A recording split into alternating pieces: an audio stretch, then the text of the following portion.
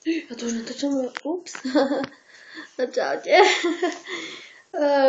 Ja čo poviem, no, to natočím prvýkrát pre celé Slovensko, nie pre celé, no ale také. Takže keď uvidíte, že čo nie, to budete to určite vedieť, lebo nie som taký typ na točanie. Chcela som to skúsiť, no a neviem, či budem dávať ostatné tak časy. No keď budete dávať komentáre a budete dávať, že by som dala viacej toho, to dám určite viacej. No, videí. No a musím vám niečo povedať, čo sa mi stalo. Stalo sa mi to, že nestalo sa mi to, ale zažila som, keď som mala nejaký trápas. Napríklad, išla som do obchodu, alebo do lekárne som išla kúpovať lieky a tam bolo napísané recepty. A som objednala recepty a zrazu som si povedala nejaký liek. A on povedal, choďte do vedľašej predajni. Nie predajni, ale vedľašej kabinke, či ak sa to volá. Hej, no a teda nápad nastal, že som nemala slov, keď mi dával lieky. Išla som do druhého do tej kabinky a mi dali to lieky. Keď som mala trápas. Alebo v škole. To bolo ešte horšie. Toľko. Stala som jednoho takú učiteľku, že som nič nerobila. A zrazu mi dal zápis, ktorý som si nezaslúžila. A potom som točila spolužiačku a to bolo, viete, aké halóca, jej. No, teraz mám tu časopis, volá sa Kamarát, aby ste verili, to je Kamarát, dobre? No, to máte názov. A prečítam. No, kúpila som si to, no ale určite vás rozosmeje. No, takže volá sa to Zuzka a Eva ako spisovateľky, čo to napísali. Veľmi to je vtipné, čítala som to. Joj. No, bez nohavíc. Ja to poviem skrátenie. No, išla si kúpiť nohavice.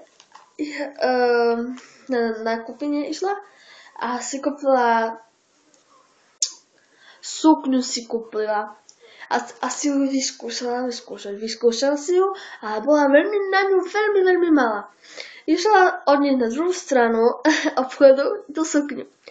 Ale okolo nich tí ľudia sa na ňu smiali, veľmi sa na ňu smiali. A keď išla dať tú sukňu, bolo si všimla, že nemala nohavice. Veľmi vtipné, to ma veľmi rozosmielo. Čakala hneď do kabinky a tam bol taký veľký muž a tam si ho pozeral, nemal tripko a tam pozeral svoj tieň. No. Bolo to asi trápas, no šmachtla to, no a nechcela by som to zažiť, no. Takže dneska, no to je všetko asi. A chcem vám ešte pripomenúť, že tento čas sa bude iba volať začiatočníčka, lebo ja to príklad. Keď mi dáte like a dáte nejaké komenty, že by som dala ďalej, budú vtipnejšie než dneskajšie. Nepripravila som si všetko,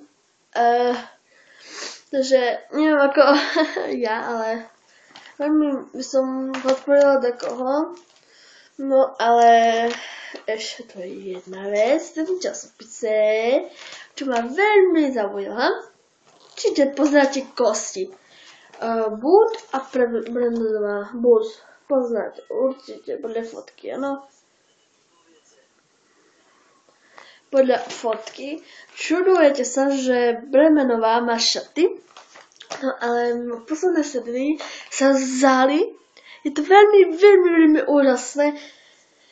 A dúfam, že im to vyjde v tom filme.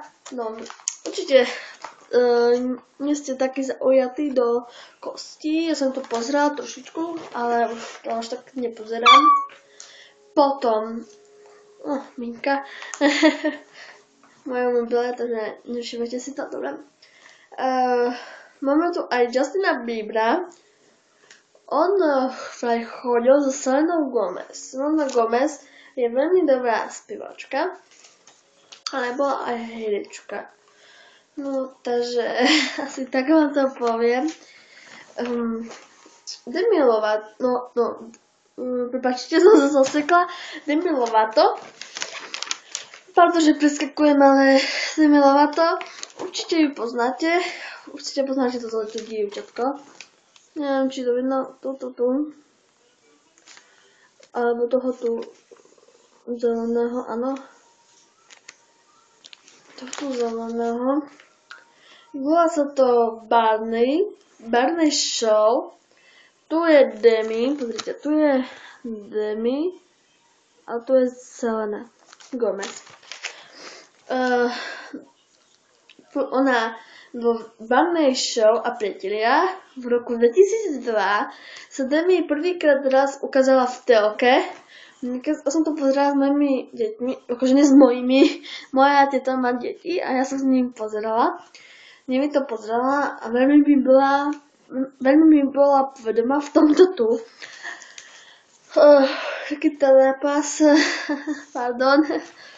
No, ale určite ste videli Demi Lovato aj vo seriáli Sony vo veľkom svete.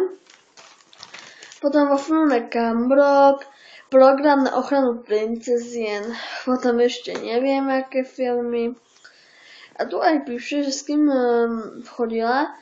Chodila s takým Tracecyrusom. Chodila len krátko, takže neviem. No, ale už to necháme tak. Dnešná show bude akurát, neviem,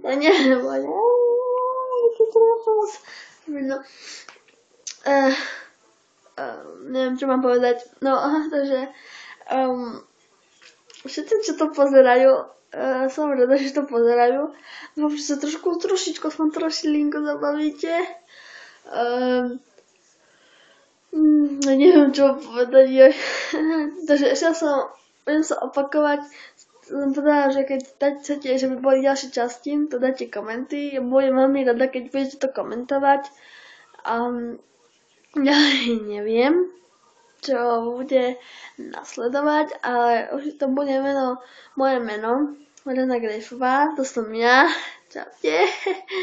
Takže dúfam, že sa na to bude páčiť a všetko budem robiť preto, aby som vás zasmiala. Držte mi palce. Čaute.